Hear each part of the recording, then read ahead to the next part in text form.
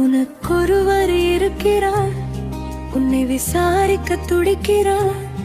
உன்னையும் என்னையும் இயேசு நேசிக்கிறார். நம்மை உள்ளங்கைகளில் வரைந்திருக்கிறார். உனக்கொருவர் இருக்கிறார், உன்னை விசாரிக்க துடிக்கிறார்.